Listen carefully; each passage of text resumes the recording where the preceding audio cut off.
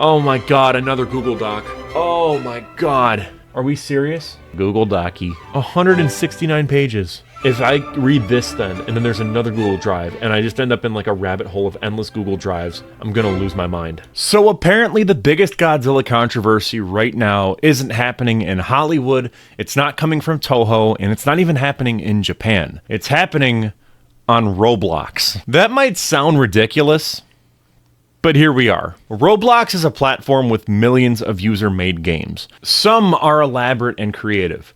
Others are complete chaos. Most are built and played by kids.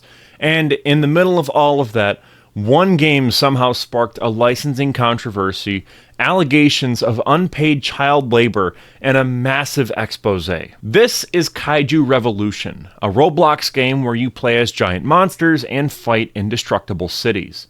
Think Godzilla Save the Earth if it ran in a browser and was developed by modders. It's developed by a studio called Solaria Interactive. Before that, they were Obsidian Games.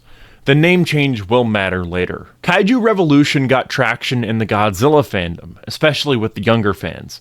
The models were detailed, the original kaiju designs looked promising, and the developers said they were even working with Toho, as in, this was officially licensed. Not a fan game skating on borrowed time. But then, an 86-page Google Doc dropped. Google Docy. It claimed that they actually weren't licensed. It also claimed that they were exploiting minors, violating contracts, and trying to shut people up with NDAs. The document is very long.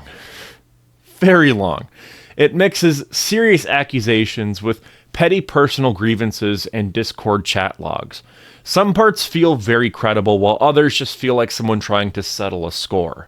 So, in this video, I'm going to break it all down. What the document says, what holds up under scrutiny, and what raises more questions than answers. Let's get into it. The document is called Kaiju Revolution Solaria Exposed. It spans over 80 pages and was written by a group of former contributors to the project. Some were developers, some were voice actors, others were community moderators. Most of them worked on the game at different stages of its development, under different roles, but the through line is the same.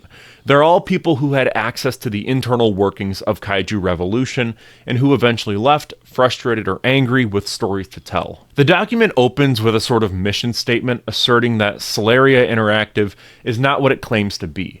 From there, it builds its case section by section. It doesn't treat this like a standard call-out. It tries to present itself like an investigative report. But whether it succeeds at that depends on how much you trust the sources and how you read between the lines. The first case is about Kaisa Gdora. They are a YouTube channel or content creator, a little bit bigger than me with about 50,000 subs. And they were mainly involved with the early development in the game. So Kaisa was a central figure in the game's early development, coordinating tasks, managing community expectations, and even paying developers out of his own pocket, demonstrating a clear personal and financial investment in the project.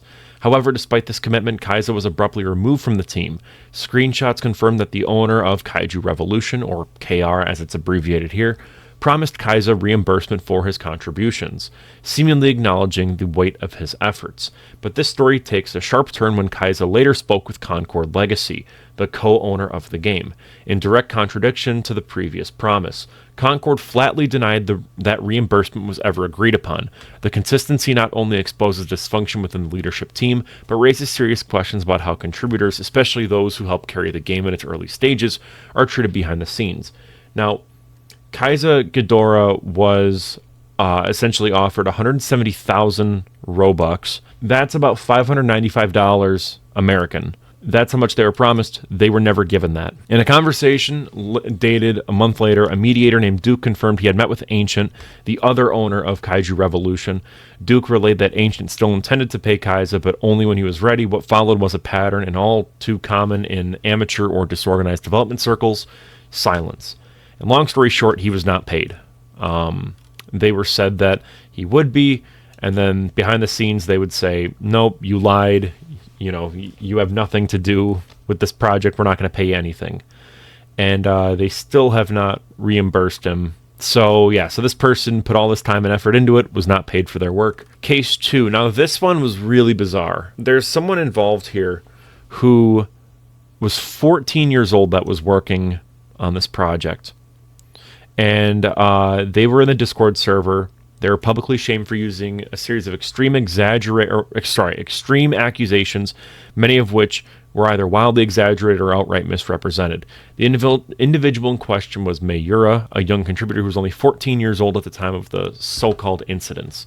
And the allegations used to justify his removal were use of a racial slur in a private setting with friends, making a comment interpreted as promoting zoophilia, and jokes mischaracterized as referencing human trafficking.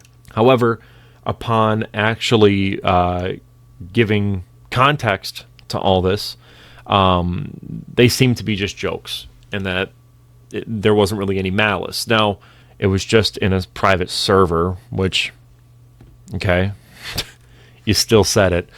As for incest and pedophilia, I had expressed my own condemnation of lolicon culture some time ago on the server. Even though I was firmly against it, they somehow took a message of mine and interpreted it as joking about it. I'm unsure of who was the one that propagated that in the first place, but most of the quote-unquote evidence stems from satire messages I had sent in a friend server, even though they had misinterpreted it as I believe I was making a comment on Andrew Tate. Andrew Tate is, of course, a known sexual trafficker, whatever, freak, loser. But this is just weird to include this, and I'm not too sure why. So in general, they say the case of Mayor reflects a larger pattern, one where Kaiju Revolution's leadership appears more focused on erasing dissent and silencing controversy than on transparency or fairness. I don't know. I don't know if I necessarily agree with that, because it's like if you have someone that's working on your team, right, and they're saying stuff that isn't exactly good, or if it were to get out, it would look bad on, you know, the company's part, it's completely justified in removing them. I disagree with this. I mean, sure, was a lot of it taken out of context? Maybe. I don't know. The problem is most of the evidence that's presented here is just sort of like, oh, this is just, you know, it's them giving their side rather than actually showing any specific evidence, the exact chats that were given. Instead, all we're given is just sort of this person saying, hey, I mean, come on, I didn't really do anything wrong. I was just joking around. And again, maybe that could be valid, but I'm just saying we don't really get any specific evidence of that besides maybe this, and it just looks like it's an argument about lolicon. This is the same person again. I'm genuinely furious. I don't even care about getting back into the server, but these baseless accusations that have been put against my name are something I don't want. This will be the last time I ever interact with you or anyone in the Obsidian Games community. You all have taken too much time from me, and I want you to know how much you've hurt me. But before I leave, I'd like to address these quote-unquote accusations held against me. I've never joked about sex trafficking. I may have jokingly mentioned sex a few times in TUC. I don't know what TUC is, but I'm assuming it's like a private kind of server thing. The context here is that my friend Monarch here had created a horse facility in Minecraft, which he jokingly referred to as the horse sex dungeon. I jokingly reminded him of it. The people at Obsidian Games took this one message and said it was a zoophilic comment. So, I mean, here's the thing, right? Obviously, again, they're saying it's an inside joke. I'm sure that's completely valid. However, when you're in a professional setting, this is Discord, but, you know, when you're in this sort of setting, you really shouldn't be doing stuff like that, even though it is Discord, and like your username is Starscream, and the other dude is Master Chief. Like, you still, unless this is like really taken out of context, I don't know, but it's just so bizarre that this is even included, because not a lot of this is archived, and even they don't have the screenshots, so that neither exonerates them or even like proves their guilt. I have multiple editors that work on this channel for me. I have co-writers that help me out with doing research and whatnot. If one of my editors was in a Firewood Media Discord server, which we don't actually have one, we talk independently, but regardless, if that was a thing, and this, I had someone like this that was joking about stuff like this in the Firewood Media group chat type stuff, I wouldn't stand for that. You know what I mean? Like, it's very, like, I don't understand why this is so bad. It seems completely justifiable to let someone go if they're making jokes like this, and it makes other people in the server feel uncomfortable or whatever, especially if it's supposed to be an environment that is professional. Next case. This is Alistister. Manufactured accusations. Here we go. The Kaiju Revolution staff purge continued with another wrongful dismissal, this time targeting Alistister the Wendigo, a contributing team member accused of stalking a fellow moderator's social media account. But once again, the facts show a narrative built not on truth but on grudges and distortion. Alistister describes the situation as being, quote, "I was accused of stalking the social media account of another mod. Who exactly made these accusations? It was more or less likely a person who goes by Ace. They basically hated me, I would say.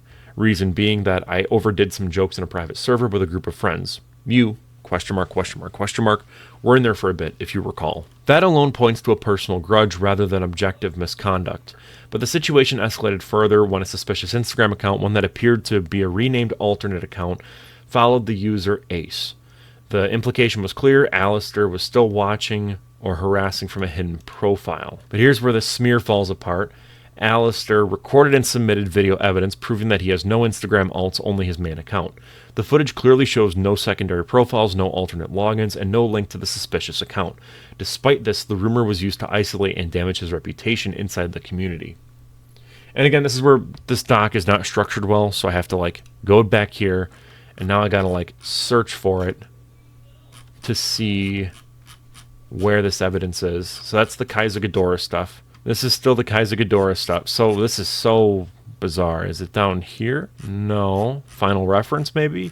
No. I'm not seeing it. So does this just not exist? That is so bizarre.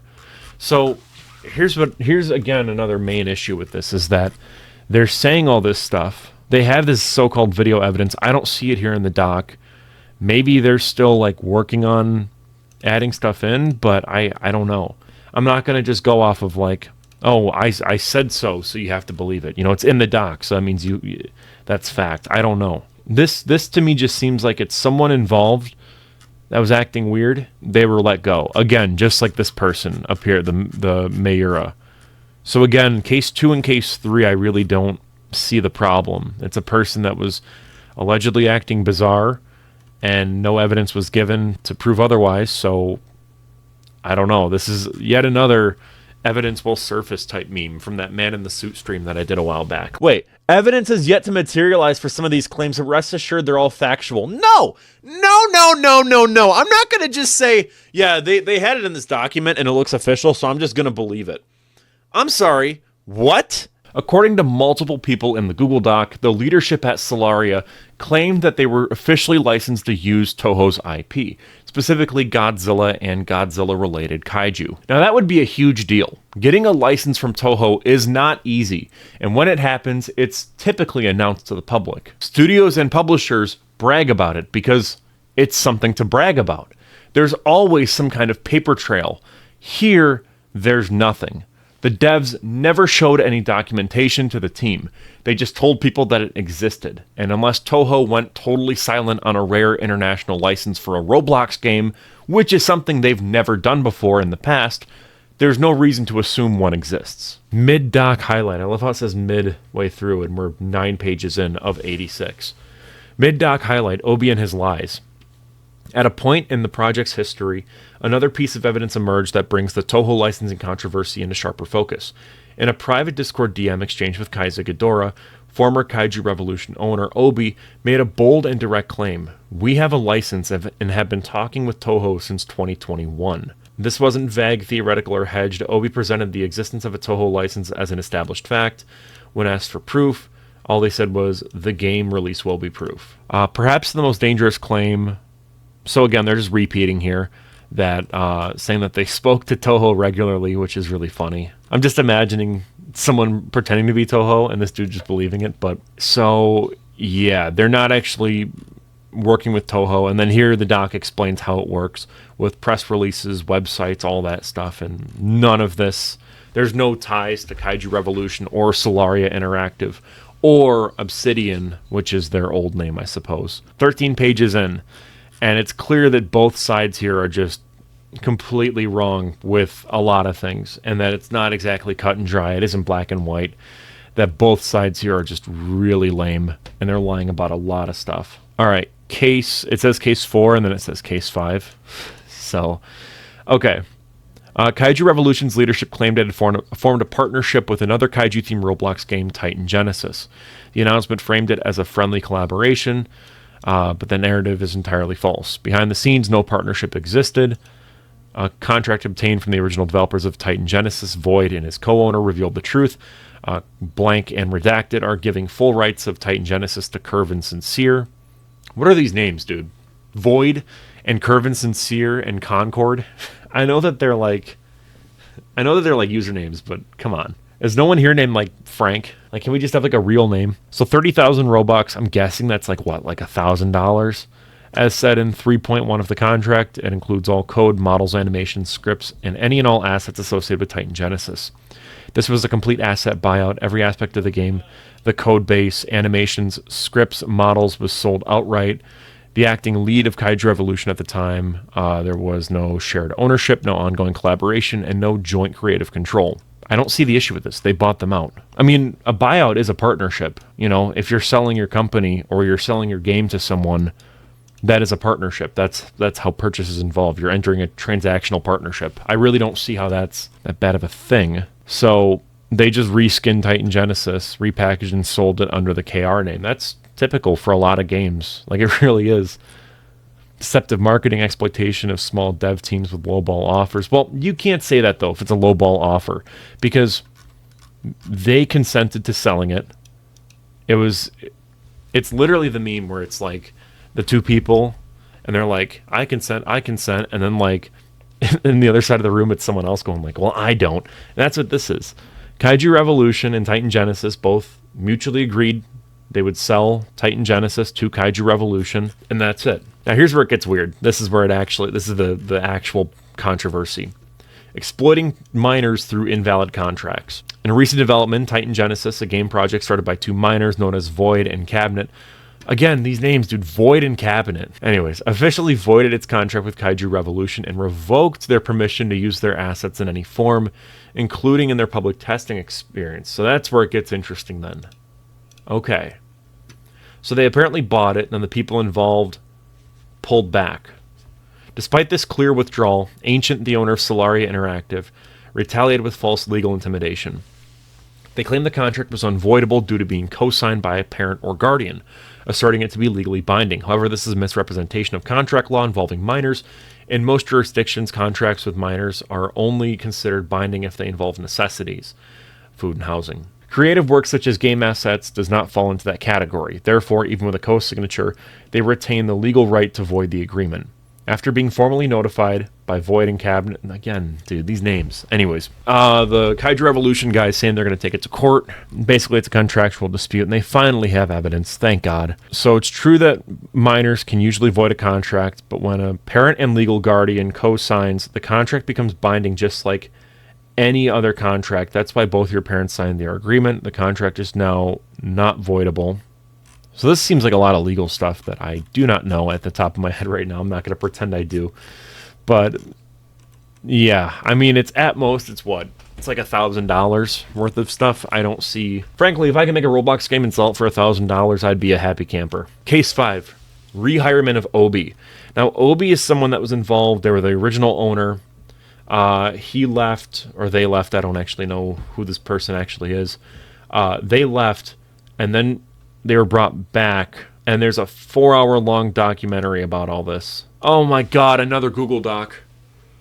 Oh my god. Are we serious? How long is it? 169 pages. Oh my god.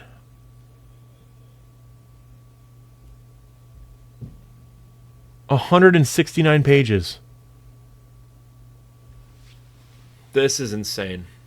I did not see this. This is my first time seeing this. Now, this seems to be more of this. Dude, I swear to God, if I read this then, and then there's another Google Drive, and I just end up in like a rabbit hole of endless Google Drives, I'm gonna lose my mind. Inside a simulation of a simulation. Inside the Matrix. Inside a taco, inside a taco, within a Taco Bell, that's inside a KFC, within a mall, that's inside your brain! Inside another giant simulation. Oh man, that's deep. No, literally, it is mitosis via Google Docs. Like, holy crap. But this person is saying that this Obi fella is a racist. and that they've said the N-word before. All right, this is where we get weird, though. Again, this is over Roblox, and we're, like, actually showing IRL pictures of people. So weird. But apparently this guy's a racist. Throws the M-word around like crazy. Yeah, I think a lot of this is just what we've already seen. And apparently there's beef with them, with Kaiju Universe. Dude, this is nuts. 169 pages for a Godzilla Roblox game. All right, I'm going to get out of this. Otherwise, I feel like we're going to just keep going through an endless cycle. Oh, here we go. Is this information now from, or is this, what is this? Okay. Here we actually see the contract now, and we can see that, yes, minors don't have the capability. However, I don't know, because the parents signed, so that's where it's a bit sus, but this is such an insane rabbit hole, though. So, from my understanding, this Obi guy is like he's the main person involved with Kaiju Revolution, and then he also worked on other games here. It looks like Ancient World and SCP Requiem. However, he's doing the thing that all creatives do, where they work on a project and then they work on other stuff that they really shouldn't be working on because they should be focusing on other stuff. Totally relatable. I mean, the models look good, though. I'm not going to lie. Like, a lot of this stuff looks really cool. Yeah, so this Obi guy just seems to be, like, a complete racist based on all this stuff that I've been seeing. Talented modeler, I will say, but not a good person. Here we go. Here's all the stuff that they've done. DDoS and doxing. That's wonderful. This is nutty. So he did end up leaving, though, from my understanding. Basically saying that he committed social mental abuse, infidelity, racism, violation of Toho TOS, illegal funding of a game, and hiring minors. The list goes on. Anyways, let's try to stay focused here. All right, before the rebrand and PR sweep that transformed Kaiju Revolution's dev team into a new Solaria or Obsidian Games, a sweeping purge of staff quietly took place. Several developers, including myself, were abruptly let go. And now that right here, including myself, just kind of seems like this whole thing is made out of spite because they were let go. Obviously, there were some sus things happening with minors being hired and whatnot. You don't say this stuff. Don't say including myself. Just say several developers were abruptly let go. No warning, no feedback. Just a cookie-cutter termination letter that read, "We regret to inform you that your contract with Obsidian Games development is hereby terminated, effective immediately. Reason for termination. Unfortunately, there are currently no active projects available that align with your position. We appreciate the contributions." This is a completely normal thing. If you've ever been let go from a company, this is completely normal. This is standard. I have a degree in HR. Straight up, I do. This is completely fine. This is not illegal or unethical in any way imaginable. This is normal. If I got this, I wouldn't be pressed at all. I mean, I'd be upset that I lost my job, but that's still a termination letter. Word for word was sent to every developer who was fired during this wave. Again, that's just a layoff. That's just how this stuff works. I don't see a problem with this. To me, my interpretation of this is that there were some bad things that happened, obviously, like the child labor, like them lying about having the Toho license, like them not paying Kaisa Gdora, right? That stuff is all bad, obviously. And that looks terrible for the people that were involved with this. I completely think that. I really do. But then you have other stuff like Case 2, Case 3, that are just, they're nothing burgers. That's the only way to really describe it. This highlight here that ultimately was covered more in this Google Doc I found to be pretty interesting. It's sort of a mixed bag of everyone involved. Seems kind of garbage. Final case, suspected culprit. The shadow takedown when Toho might not have been Toho. The last case is harder to confirm, which already red flag. But it's the one that leaves the deepest discomfort, not because it's the loudest or most public scandal, but because if it's true, it reveals a level of manipulation that goes far beyond personal drama or bad leadership. It touches on deception at a legal level. There's been growing speculation that some of the Roblox Kaiju game takedowns, the ones everyone believed were from Toho, might not have come from Toho at all. Instead, evidence points to someone inside Kaiju Revolution, possibly Ancient, orchestrating these removals under the false identity of Toho itself. So here's a private DM from Ancient to Kaisa Gdora, who was the project manager of KR at the time, contains a direct and serious statement. "I got those games taken down, Kaisa. Keep it to yourself." That wasn't said in a joking or sarcastic context. It came during a serious discussion about competing Kaiju projects. And Kaisa, who had no reason to invent or exaggerate this, has held on to that message as a quiet red flag ever since. Second, in one of the official Roblox DMCA emails sent to a removed Kaiju game, the request is credited to Toho Real Studio, a name Toho has never used. That phrasing alone raises serious doubts. A company like Toho doesn't make up throwaway aliases. They file takedowns professionally, with legal teams, proper documentation, and exact corporate names. They follow procedure, not improvisation. If this had truly been Toho acting against IP violations, we would have seen their real company name, their proper licensing department, and follow-ups via official legal routes, not inconsistently named studios using suspicious aliases. Now that is true, but I will say this. There are companies out there that use sort of like proxies to send out copyright claims, especially on YouTube. A big one is UMG, or Universal Music Group. They will frequently, if you have a movie, like you make a video that has movie clips from Universal in it, you're going to get a claim from someone that doesn't necessarily look like Universal at first.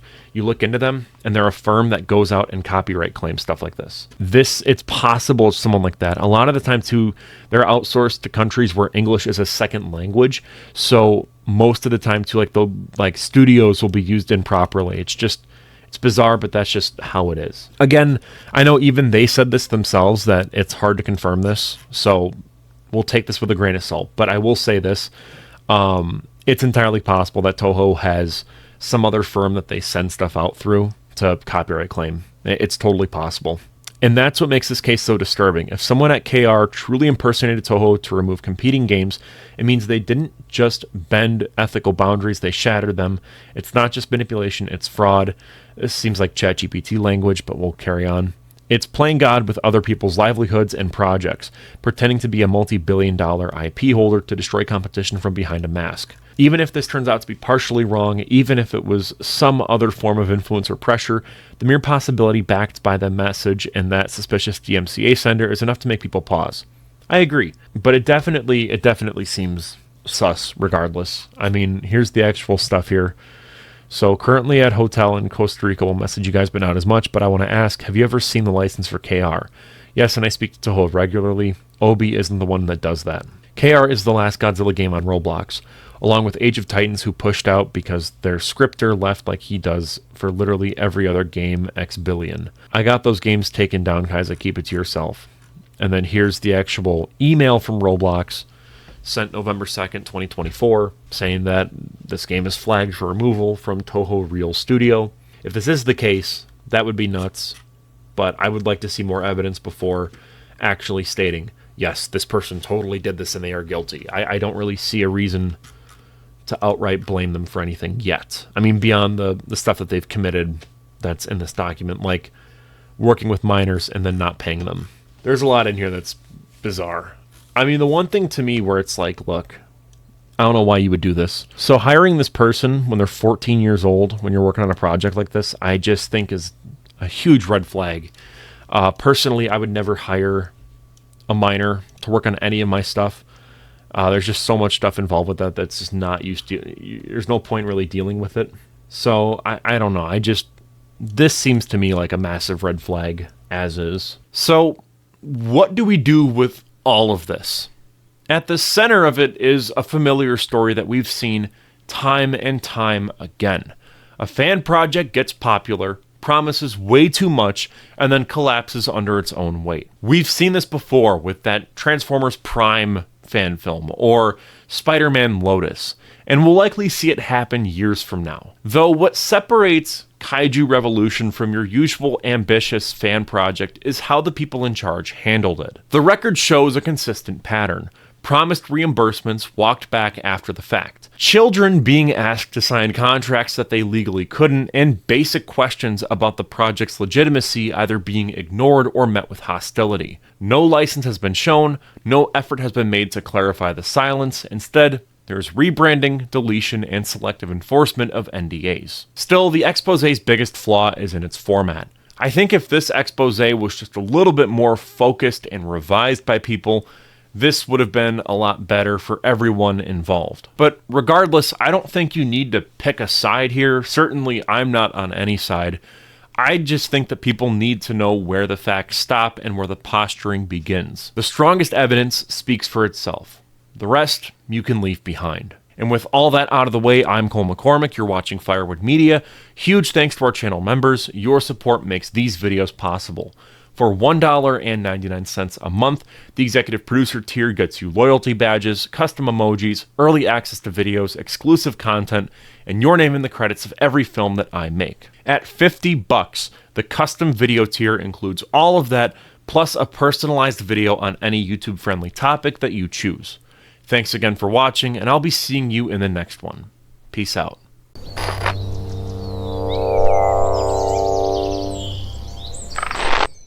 Some are elaborate and creative. Others are complete chaos. Most are built and played, though, by children.